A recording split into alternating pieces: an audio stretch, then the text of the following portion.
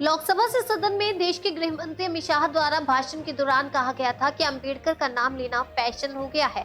इतना नाम अगर भगवान का लेते तो 7 जन्मों तक स्वर्ग मिल जाता। इस तरह का वाक्य बहुत ही निंदनीय, अशोभनीय, आपत्तिजनक है। टिप्पणी के खिलाफ पंखा जू में अंबेडकर की प्रतिमा के सामने संयुक्त संगठन, आदिवासी छात्र युवा संगठन, क्रांतिकारी विचार मंच, NSUI, आम आदमी पार्टी के पदाधिकारियों ने मिलकर संयुक्त रूप से अंबेडकर की छाया चित्र हाथों में लेकर विरोध जताया और केंद्रीय गृह मंत्री अमित शाह का पुतला दहन किया। संयुक्त संगठनों के पदाधिकारियों द्वारा मांग की गई है कि अमित शाह इस आपत्तिजनक टिप्पणी के लिए सार्वजनिक रूप से माफी मांगे। कार्यक्रम स्थल में क्रांतिकारी विचार मंच के अध्यक्ष हरपाल सिंह, सचिव महेश्वर शर्मा, उपाध्यक्ष आदि उपस्थित थे।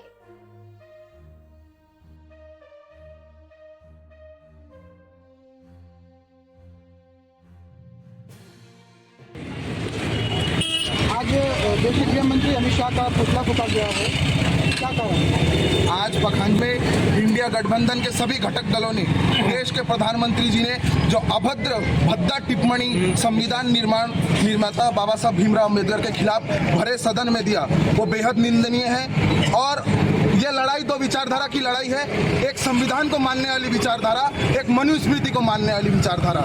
और बाबा साहब भीमराव अम्बेडकर का विरोध भारतीय जनता पार्टी आज से नहीं, जब जनसंघ थी तब से करते आ रही है। आपको इतिहास का पन्ना पलट कर देखना होगा। जब जनसंघ थी, जनसंघ के लोगों ने, श्यामा प्रसाद मुखर्जी ने दिल्ली के मैदान में बाबा साहब भीमराव अम्बेडकर का पुतला दहन किया था।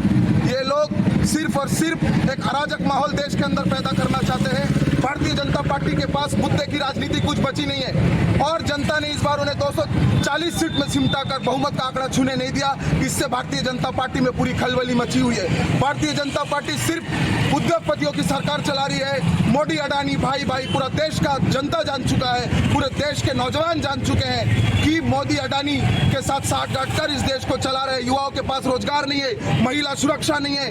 रायपुर, हमारे छत्तीसगढ़ की बात अगर मैं करूं तो रायपुर राजधानी एक अपराध का गढ़ बन चुका है। और जब जब मोदी, अडानी डरता है, पुलिस को आगे करता है। यही उनकी परिभाषा है। सिर्फ उनके जो संस्था उनके अधीन है, उसका इस्तेमाल कर कैसे विपक्ष के नेताओं को डराया जाए, कैसे दलों को तोड़कर एक गैर कानूनी सरकार प्रदेशों में बनाया जाए, ये सब चीज करते हैं। और इनको संविधान से कोई रिश्ता नहीं है। जो गरीब, शोषित, वंचित, दलित की लड़ाई बाबा साहब भीमराव अम्बेडकर ने लड़ा है, इंडिया गठबंधन इस लड़ाई को उनको याद करते हुए हम उनसे प्रेरणा लेते हुए इस लड़ाई को आगे रखेंगे और सदैव बाबा साहब अम्बेडकर के विचारों को लेकर हम लड़ेंगे।